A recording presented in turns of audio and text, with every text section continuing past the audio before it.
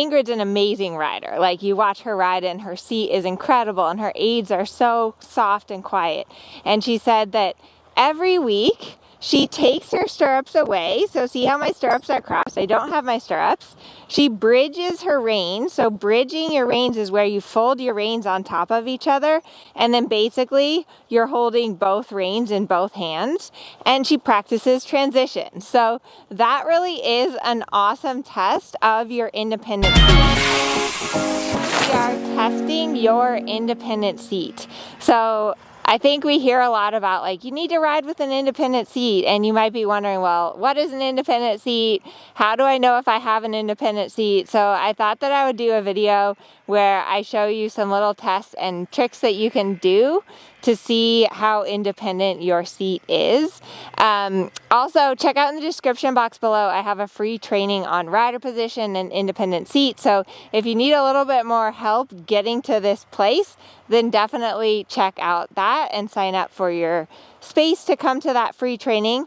But let's start out with, so first off, where I came up with this idea, I did an interview with Ingrid Klimke. I'll put in a little clip here, but you said that you practice your transitions with no stirrups and the reins bridged. Some of our people probably don't know what bridging the rein are. So maybe you could explain, like, why do you practice your transitions with no stirrups and bridged reins?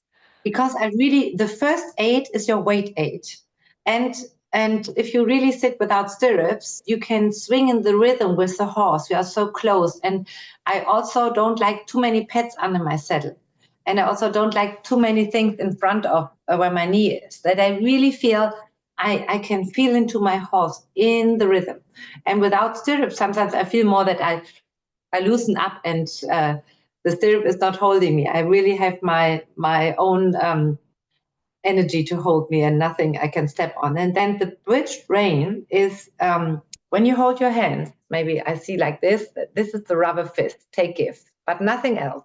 And from the front, the hands are closed, some like a roof, and I put through both hands 2 reins on top of each other, and they are as far away that one hand like this, one laying fist, can be beside, not too narrow, but not too wide. If you can put one fist between and have the bridge reins together, the rein is on the horse's neck, what means they have a contact. If you are too wide, especially the young horses go, because they wait, where's my guiding rein? And then you really try to give with your hands, in the rhythm with your hips, and the horse will be so straight. And I try to think, I only want to carry the weight of the rein.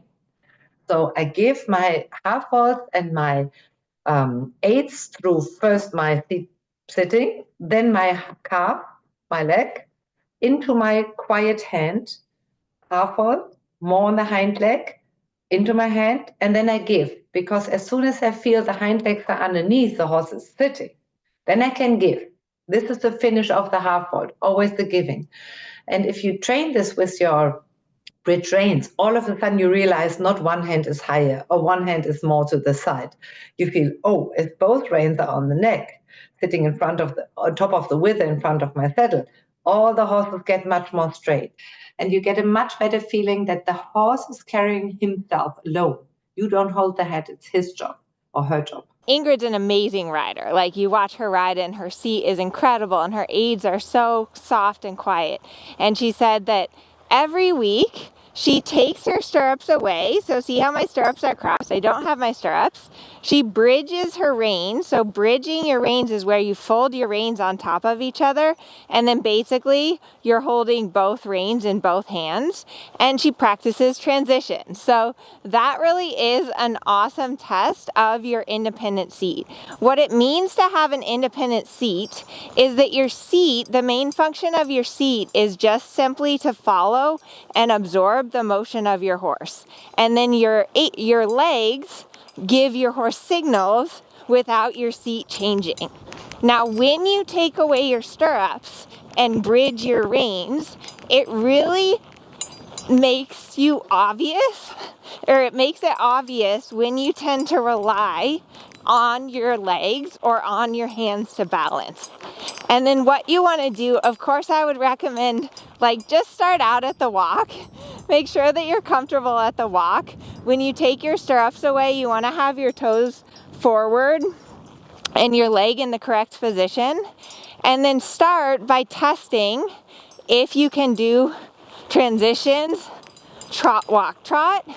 And then once you get comfortable with those transitions, trot, walk, trot, let's see about doing trot, canter, trot. So what this no stirrups does is it helps you to sit deeper in the saddle, right? Because you don't have any weight in your stirrups. And so all of the weight is going down into your seat. What bridging the reins does is it helps you to keep your hands really together and in front. I'll put a little GoPro footage in for you to see what bridging the reins looks like. But when your reins are bridged, you really can't move your hands very far.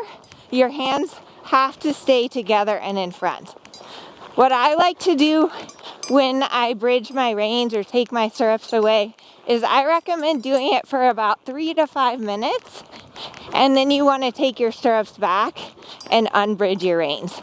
Make sure to go in both directions. So notice how I change directions because you're going to feel different things in both directions.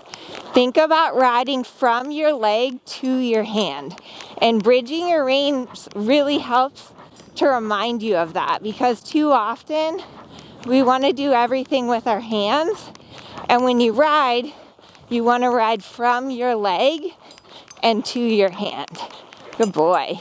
And then once you've ridden without your stirrups and with your reins bridged, go ahead and take your stirrups back. In fact, why don't you let me know in the comment section if you've ever tried riding without stirrups or if you've tried bridging your reins. It's always something I recommend starting slowly with. So start at the walk, maybe try just one or the other, like try just taking your stirrups away or just bridging your reins. And then what you'll find is that when you go to take your stirrups again, and when you go to have your reins no longer bridged, you're gonna feel so much more independent in your seat. So your seat is basically from your ribs to right above your knees, and this whole midsection of your body and your pelvis in the saddle really has to move three-dimensionally in order to absorb the motion of your horse. If you sit stiff and you don't move, you bounce like that and your horse is gonna hollow and your horse is gonna stop. So those are just some little tests that you can do to really test your independent seat. Don't forget to sign up for my free training on rider position because that's also gonna help you. And your horse is your mirror. So the better your seat, the better your rider position, the better that your horse will go. And I was definitely inspired listening to Ingrid Klimke talk about how even at her level of competing internationally and being just like an amazing rider, she's always still working on and striving to improve her seat and her rider position. Give us a thumbs up. Thanks for watching, and we'll see you in the video that we are going to be releasing next Wednesday.